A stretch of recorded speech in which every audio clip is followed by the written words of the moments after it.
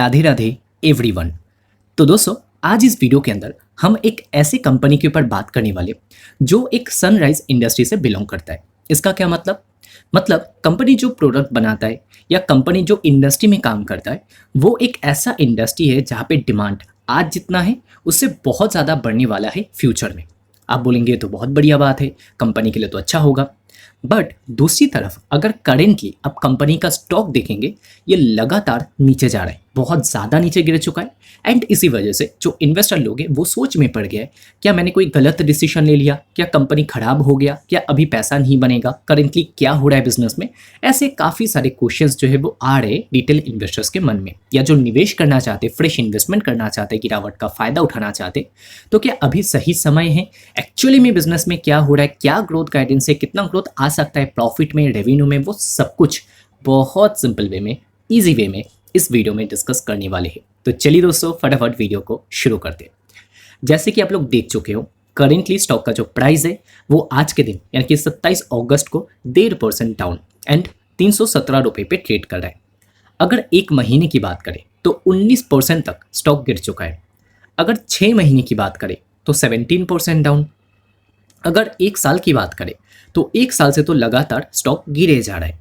And अगर 5 साल की बात करें तो पहले तो कंपनी ने बहुत शानदार, बहुत अच्छा रिटर्न दिया था। कम समय के अंदर भी कंपनी ने, आप बोल सकते हो कि मैसिव रिटर्न प्रोवाइड कर दिया था। आप देखिए तो 1000% का रिटर्न कंपनी ने दिया, एंड वो भी अप्रैल 2022 से अगस्त 2024। अब लगभग पकड़ लो 2.5 साल, ठीक है।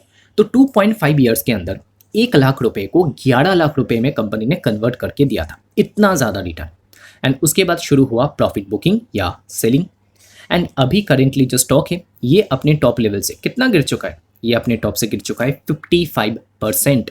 मतलब कोई छोटा मोटा गिरावट तो है नहीं, बहुत ज़्यादा गिरावट है। एंड ऐसे टाइम पे जो इन्वेस्टर लोग हैं वो पैनिक कर जाते, पहले कंपनी का नाम दिखा देते।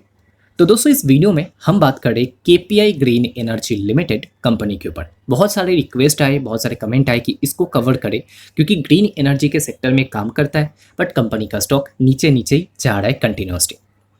अभी देखिए केपीआई ग्रीन क्या काम करता है वो तो मैं आपको बताऊंगा, बट उससे पहले कंपनी का अगर मार्केट कैप देखेंगे वो है 6200 करोड़। मतलब आज ये एक छोटा स्मॉल कैप कंपनी है। देन स्टॉक का पी रेशो 13 है, मतलब बहुत ज़्यादा एक्सपेंसिव आपको नहीं दिखेगा currently. ROC, return on equity ठीक ठाक। हाँ, कंपनी में कर्जा काफ़ी है जिससे डेट टू इक्विटी बढ़ के हो जाता है 1.7%। अभी क्या है ना कि ये एक ऐसे सेक्टर में, इंडस्ट्री में काम करता है जहाँ पे पैसा चाहिए। अगर आपको कैपेक्स करना है तो पैसा चाहिए, एंड वो पैसा मिलेगा कहाँ। इतना प्रॉफिट तो कंपनी अभी कमाता नहीं है कि खुद का ही प्रॉफिट यूज़ कर करके कंपनी कैपेक्स करे। तो इसके लिए इनको लेना पड़ता है कर्जा, एंड कर्जा इस वजह से आपको काफ़ी दिखेगा। कैश की बात करें तो 550 करोड़ का कैश है। बट अच्छी बात क्या है कि कंपनी जो है कर्जा वगैरह चुकाने के बाद भी प्रॉफिट बना लेता है सालाना। अगर आप देखेंगे तो 300-400 करोड़ का जो प्रॉफिट है वो बना रहा है लास्ट कुछ समय से। ओके, अभी केपीआई ग्रीन का स्टॉक अभी क्यों गिर रहा है, पहला क्वेश्चन। देखिए कंपनी का जो लास्ट क्वार्टर मतलब जून में ग्रो हुआ था कितना, 15%। बट जो प्रॉफिट है ये ग्रो नहीं हुआ था। प्रॉफिट कंपनी का गिर गया 17%। ये सबसे बड़ा नेगेटिव फैक्टर है कि प्रॉफिट क्यों गिरा। बाजार को ये प्रॉफिट गिरावट पसंद नहीं है। तो अगर आप मार्जिन देखेंगे तो मार्जिन में कोई प्रॉब्लम नहीं है। 34% एक साल पहले था, अभी 35% है। मतलब रेवेन्यू ग्रो किया, कंपनी का मार्जिन जो है वो स्टेबल है या थोड़ा इंप्रूव हुआ, बट फिर भी कंपनी का प्रॉफिट ग्रो नहीं हुआ। कैसे? क्योंकि दोस्तों कंपनी का जो कैपेक्स है ना, ह्यूज कैपेक्स कंपनी कर रहा है इस टाइम पे, वो हिट कर रहा है। कैसे? अगर आप इंटरेस्ट एंड डिप्रिसिएशन कॉस्ट देखेंगे एक साल पहले का एंड अभी का, तो आपको बहुत ज़्यादा डिफरेंस नज़र आएंगे। एंड यही रीज़न है कि आपको प्रॉफिट में इस बार इस टाइम पे ग्रोथ नहीं दिख रहा है। क्यों? क्योंकि कंपनी का नियर टर्म में ये हायर कॉस्ट रहेगा। जो डिप्रिसिएशन कॉस्ट है, जो इंटरेस्ट कॉस्ट है, ये रहेगा। एंड यही रीज़न है कि प्रॉफिट ग्रो नहीं हुआ। एंड यही रीज़न है कि मार्केट को लग रहा है कि हो सकता है कि नियर टर्म स्टॉक ना चले, मतलब अर्निंग ना चले। एंड इसी वजह से फ्यूचर को देखते हुए मार्केट ने पहले ही स्टॉक को गिरा दिया। ओके, ठीक है। अभी दोस्तों थोड़ा सा और हमको एक्स्ट्रा इन्फॉर्मेशन चाहिए, एंड उसके लिए दोस्तों हम एक स्टडी रिपोर्ट या रिसर्च रिपोर्ट का यूज़ करने वाले एसबीआई सिक्योरिटीज़ का। एंड ये एकदम लेटेस्ट वाला है, ज़्यादा पुराना नहीं है। 21 अगस्त 2026 को ये रिसर्च रिपोर्ट रिलीज़ हुआ है। एंड 12 से 18 महीने के अंदर इनके हिसाब से, मतलब जो एसबीआई सिक्योरिटीज़ है इनके हिसाब से 36% तक स्टॉक ऊपर जा सकता है। बट अगेन ये सारा कुछ हम साइड करते हैं, हम मेन पॉइंट पढ़ेंगे कि बताया क्या गया है। एंड दोस्तों ऐसे वाले जो स्टडी रिपोर्ट है ना, हम कंटिन्यूसली डेली बेसिस पे शेयर करें अपने जो यूट्यूब के मेंबर्स हैं उनके साथ। हर दिन बहुत सारे कंपनीज आते हैं, बहुत सारी स्टडी रिपोर्ट हम शेयर करते हैं, अलग अलग सेक्टर जिनको शायद हम यूट्यूब में उतना डिस्कस कर भी नहीं पाते, बट अलग अलग सेक्टर, चाहे वो सीमेंट सेक्टर हो, चाहे वो टेक्सटाइल सेक्टर हो, या कोई भी सेक्टर आप पकड़ लो, हर एक इंडस्ट्री के ऊपर जो स्टडी रिपोर्ट है हम शेयर कर रहे हैं कंटिन्यूसली। किसी को चाहिए ऐसे वाली स्टडी रिपोर्ट तो आप मेंबरशिप ज्वाइन कर सकते हो यूट्यूब में एंड एंजॉय कर सकते हो। बहुत ही कम प्राइस है, बट जो वैल्यू आपको मिलेगा, जो स्टडी रिपोर्ट मिलेगा, वो बहुत ज़्यादा। अभी दोस्तों ये स्टडी रिपोर्ट में क्या बताया गया, सबसे पहले जो कंपनी का रेवेन्यू है, जो EBITDA है, वो तो 15% एंड 19% ग्रो हुआ, अच्छी बात है। While profit decline by 18% YOY। तो management attributed the relatively slower growth to timing differences in billing and revenue recognition on large CPP project rather than any slow down in execution और डिमांड। मतलब management ने बोला कि देखिए ये जो बिलिंग हुआ है ना, तो इसमें एंड रेवेन्यू रिकॉग्निशन में थोड़ा सा टाइम का हेराफेरी हुआ है। अदरवाइज हमारा जो डिमांड है प्रोजेक्ट का एंड प्रोजेक्ट का जो एग्जीक्यूशन है उसमें कोई स्लो डाउन नहीं है, कोई प्रॉब्लम नहीं है, तो सब कुछ ठीक ही है, ठीक है। एंड दो चीज़ आपको जानना पड़ेगा इस कंपनी के बारे में, दो वर्ड के बारे में आपको जानना पड़ेगा आगे कंटिन्यू करने से पहले। एक होता है दोस्तों CPP, एक होता है IPP।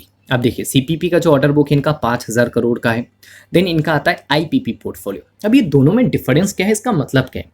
अगर एकदम सिंपल, एकदम बेसिक भाषा में आपको बताएं तो जो IPP है यह है इंडिपेंडेंट पावर प्रोड्यूसर। इसका क्या मतलब? इसका मतलब है कि KPI ग्रीन फॉर एग्जांपल मान लो कि ये कोई जो है ना एक प्लांट बना रहे हैं एंड वो प्लांट के थ्रू ये इलेक्ट्रिसिटी जनरेट करने वाले, एंड वो इलेक्ट्रिसिटी जनरेट करे दूसरे किसी को बेचने के लिए, फॉर सेल वो इलेक्ट्रिसिटी जनरेट करे, तो वो IPP कैटेगरी के अंदर आएगा। बट मान लो कि एक दूसरा कंपनी है, मान लो कि VBL फॉर एग्जांपल, तो VBL आके KPI ग्रीन से कहता है कि हमको जो है ना सोलर प्लांट स्टैब्लिश करना है क्योंकि हमारा खर्चा बहुत जा रहा है, जो कूल थर्मल जो यहाँ पे इलेक्ट्रिसिटी है वहाँ से, तो हम खुद के फैक्ट्री के पास ही जो या फैक्ट्री के अंदर जो सोलर पावर है वो इंस्टॉल करना चाहते हैं जिससे खर्चा हमारा कम हो, इलेक्ट्रिसिटी का जो खर्चा है वो कम हो। तो VBL आके KPI ग्रीन को कहता है कि आप थोड़ा सा ये लगा दो, एंड उसको कहा जाता है CPP captive power producer, okay sorry captive power plant. तो ये दोस्तों दो डिफरेंस है, एक KPI ग्रीन खुद बना सकता है, इसको बेचेगा इलेक्ट्रिसिटी को, एंड दूसरा CPP, इसका मतलब है कि दूसरे किसी के लिए बना के देगा, उनके जगह में जाके बना के देगा, ठीक है। तो ये डिफरेंस आपको समझ में आ गया, ओके। चलिए आगे बढ़ते हैं। बताया गया that IPP portfolio entering monetization phase but near term earning remain pressured. IPP generation grew nearly 4x YOY to 27.9 crore unit, while Q1 FY27 power generation already exceeds 65% of FY26। मतलब सोच कर देखिए, पूरे 2026 में कंपनी ने जितना power generate किया था उसका 65% ऑलरेडी एक क्वार्टर के अंदर ही कंपनी जनरेट कर चुका है। मतलब ग्रोथ है, कंपनी काम कर रहा है।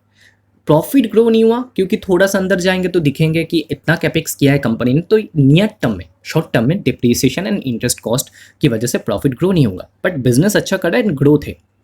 However, newly commissioned projects are currently absorbing higher depreciation and interest cost, resulting in pressure on PAT। यही चीज़ मैंने अभी आपको बताया। Management expect the full benefit of these assets to reflect gradually through FY27 and more meaningfully from FY28। मतलब जो long term investor है उनके लिए ज़्यादा प्रॉब्लम वाला चीज़ नहीं है, क्योंकि धीरे धीरे करके FY27 में फ़ायदा मिलेगा एंड FY28 में पूरा फ़ायदा आपको दिखेगा।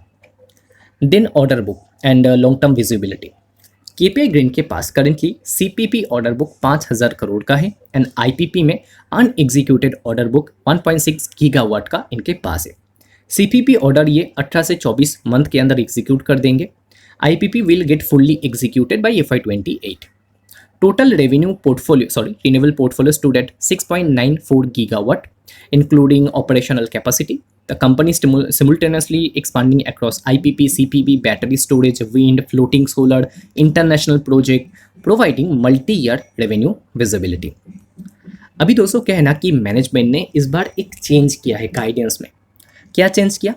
मैनेजमेंट ने पहले कहा था कि 40 to 50% हमारा रेवेन्यू ग्रो करेगा, बट उसको अभी जियोपॉलिटिकल डिस्ट्रप्शन की वजह से, हायर इनपुट कॉस्ट की वजह से एंड प्रोजेक्ट एग्जीक्यूशन टाइमिंग की वजह से चेंज किया। चेंज करके अभी इन्होंने कर दिया 30 to 40%, जो कि स्टिल खराब तो नहीं है, राइट। 40-50% बोला था, वो काफ़ी हाई ग्रोथ होता है। अभी 30-40% का कह रहा है, ये भी बहुत ख़राब नहीं है। 13 का पी रेशो है, रेवेन्यू ग्रोथ का गाइडेंस काफ़ी अच्छा है। देन इधर पे एक और चीज़ बताया गया है that the seasonally week Q2 FY27 वो भी आने वाला है। एंड इस वजह से जो SBI है, इन्होंने जो इनका बेसिकली एक्सपेक्टेशन है उसको कट किया है। कितना कट किया है? अर्निंग एस्टिमेट इन्होंने रेवेन्यू एस्टिमेट 14-16% कट किया। एंड जो अर्निंग एस्टिमेट है वो 20-25% इन्होंने कट कर दिया, क्योंकि एक तो मैनेजमेंट ने गाइडेंस कम किया, ऊपर से Q1 का नंबर हमने देखा जहाँ पे प्रॉफिट ग्रो नहीं हुआ। दूसरा Q2 भी सीजनली वीक क्वार्टर होता है, तो ये नियर टर्म चैलेंजेस है एंड इस वजह से अर्निंग को कट किया गया। बट फिर भी वैल्यूएशन इस टाइम में अट्रैक्टिव है एंड ये चीज़ मैं नहीं, SBI सिक्योरिटीज़ खुद बता रहे हैं। तो इसको लेके जो कैलकुलेशन इन्होंने किया तो 426 रुपीज़ का टारगेट प्रोवाइड किया है। अब चाहो तो इनका पूरा कैलकुलेशन रीज़न वगैरह देख सकते हो। अगर मैं आपको थोड़ा सा पढ़ के बता दूँ, the company continues to enjoy strong revenue visibility backed by 5,000 crore CPP order book and rapidly expanding PPP portfolio, IPP portfolio, and growing annuity income streams. Further opportunities in BESS, मतलब battery energy storage system, energy trading, international market, providing additional growth levers over the medium term. We therefore maintain our buy rating while reducing our target price. तो हाँ, target price इन्होंने reduce ज़रूर किया है, but अच्छा ही target दिया गया है 426 रुपीज़ का। तो अगर थोड़ा सा नीचे आ जाए तो इधर पे आपको फाइनेंशियल मॉडलिंग मिल जाएगा, जहाँ पे एक्सपेक्टेशन ये है कि 2027 में कंपनी का जो नेट सेल्स है वो तो ग्रो करेगा 27%, उसके अगले साल 32% ग्रो करेगा। सिमिलरली कंपनी का EBITDA वो भी ग्रो करेगा 30% एंड उसके अगले साल 48%। बट कंपनी का जो प्रॉफिट है वो 7% ग्रो करेगा। ऐसा क्यों? रेवेन्यू EBITDA तो अच्छा ग्रो कर रहा है।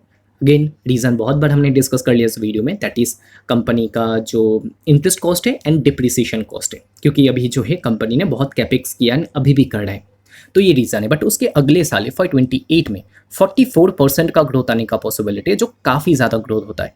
तो जिनका व्यू एटलीस्ट 2 या 3 साल का है, तो आई थिंक ये उनके लिए अच्छा समय आने वाला है, क्योंकि Q2 खराब आएगा, सीजनली वीक होता है, वो मार्केट ने पहले से भाप लिया एंड उसको पहले से ही जो स्टॉक है उस वजह से गिरा दिया। तो दोस्तों ये था ओवरऑल अपडेट KPI ग्रीन के ऊपर। इसके अलावा कुछ और भी चीज़ें अगर मैं आपको दिखाऊं, जैसे कि बैलेंस शीट में आके आप देखोगे तो कंपनी का कर्जा काफ़ी इंक्रीज़ हुआ है, क्योंकि कैपेक्स कर रहा है, साथ ही साथ कंपनी का फिक्स एसेट वो भी बहुत इंक्रीज़ हुआ है। अभी भी कंपनी काफ़ी खर्चा कर रहा है। कैश फ्लो क्या जनरेट करता है? आंसर येस, 2 साल से तो कंपनी कैश जनरेट कर रहा है, अच्छी बात है। कंपनी का शेयर होल्डिंग पैटर्न देखे तो 49.41% स्टेक प्रोमोटर्स के पास है एंड प्रोमोटर ने इधर पे स्टेक जो है थोड़ा सा कट किया है। FI का स्टेक कट हुआ, DI का स्टेक ज़्यादा चेंज नहीं हुआ, बाकी पब्लिक के पास है 41.75% का स्टेक। ओके, तो दोस्तों ये था overall update KPI green energy के ऊपर। बाकी आपको क्या लगता है, आपका क्या व्यू है, कमेंट करके बताना। एक समय पे KPI ग्रीन का जो PE रेशो है वो 70 टच कर गया था। अब देखिए बहुत एक्सपेंसिव था, आज वो 70 का PE वाला जो स्टॉक है वो कहाँ पे आ चुका है? 13 पे आ चुका है। जब 70 पे था हर कोई बात कर रहा था, हर कोई किसी को खरीदना था, बट वही 70 का पी आज जब 13 के पी पे आ चुका है, आज कोई बात नहीं कर रहा है एंड सस्ते वैल्यूशन पे भी कोई निवेश करने के लिए रेडी नहीं है। इससे पता चलता है कि लोग जो है उनका साइकोलॉजी चेंज होता रहता है टाइम के साथ साथ, सेंटिमेंट चेंज होता है। जब मार्केट पूरा बुलिश, कंपनी का वैल्यूशन चाहे कुछ भी हो, लोग खरीद लेते, कोई भी वैल्यूशन पे कर देते, बट जब थोड़ा सा टाइम जो है वो अगेंस्ट में चला जाए एंड कंपनी का परफॉर्मेंस ना देखने को मिले फॉर शॉर्ट टर्म, तो लोग जो है अल्ट्रा बेयरिश भी हो जाते हैं, जो कि KPI ग्रीन कंपनी में दिख रहा है। तो दोस्तों ये था ओवरऑल एक एनालिसिस वीडियो KPI ग्रीन के ऊपर। हमने कोशिश किया बहुत सिंपल तरीके से सब कुछ डिस्कस करें। अगर माफ़ कीजिएगा, अगर आपको वीडियो अच्छा लगा तो वीडियो को लाइक कर सकते हो। ऐसे वाली स्टडी रिपोर्ट अगर आपको चाहिए तो यूट्यूब मेंबरशिप आप ज्वाइन कर सकते हो। चैनल पे फर्स्ट टाइम हो तो जस्ट 1 महीने के लिए सब्सक्राइब करके देख सकते हो चैनल को। आई होप कि आप डिसअपॉइंट नहीं होंगे।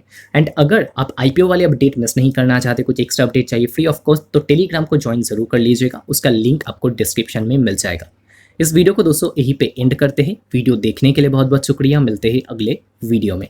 राधे राधे।